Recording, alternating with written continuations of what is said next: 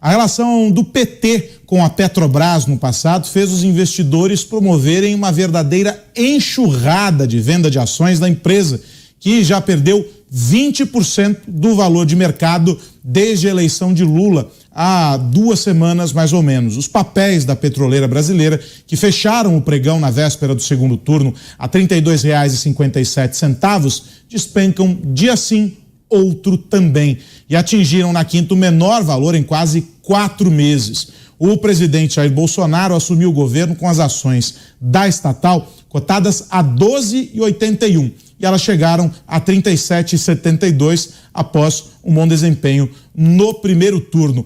Paulo Figueiredo, o mercado financeiro já entendeu como serão os próximos 4 anos? Eu tô achando divertidíssimo, Aros, vou te falar a verdade. Porque eu tô vendo aquela turma, Helena Landau, né? Foi conselheira econômica da Simone Tebet na campanha, depois declarou voto no Lula. Armínio Fraga, meu professor, que também era pró-Lula. O próprio Henrique Meirelles desejando boa sorte para as pessoas e dizendo que o Lula dilmou. Essas pessoas são economistas razoáveis. Falta a eles um pouco de capacidade de entender o cenário político para ver para onde as coisas vão se movimentar. Ora, a primeira coisa que o Lula fez foi virar e pedir uma PEC que era um cheque em branco. E aí todo mundo age de forma surpresa. Essa chamada PEC de transição, eu prefiro chamar de PEC tsunami, porque ela é uma destruição completa das contas públicas brasileiras e uma volta aos anos de 2014 e 2015, quando Dilma Rousseff, do PT, indicada pelo Lula para ser sua sucessora, exaltada pelo Lula durante a campanha, deixou o Brasil na sua pior recessão da história. Pior ainda do que a pandemia de Covid-19. Eu sempre digo, PT administrando o país é pior do que qualquer pandemia. Então, o Lula resolveu com essa PEC pedir um cheque em branco para sair gastando que nem um doido.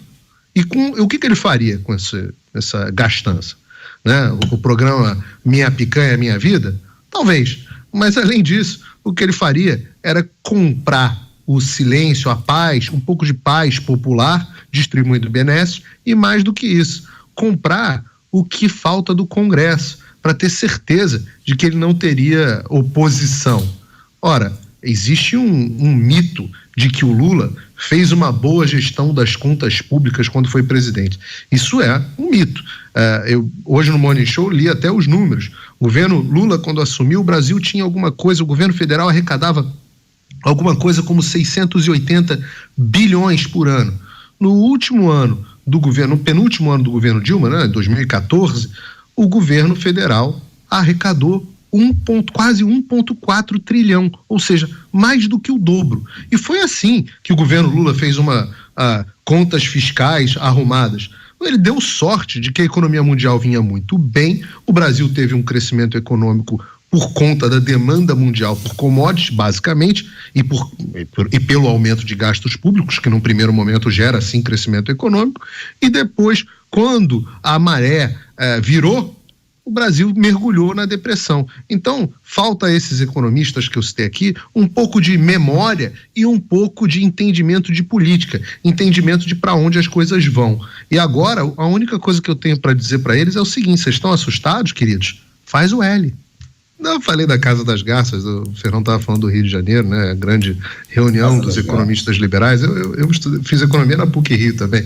Então, é isso que o Ferrão está falando perfeitamente. É o High Society do Rio de Janeiro, Beautiful People, onde um fica elogiando o outro, existe toda ali uma coisa de ficar bem com todo mundo, pessoal que assina carta pela democracia, e aí no final todo mundo acaba virando gestor dos seus próprios fundos, um indica para o outro, aí o dinheiro vai circulando sempre dentro da mão deles.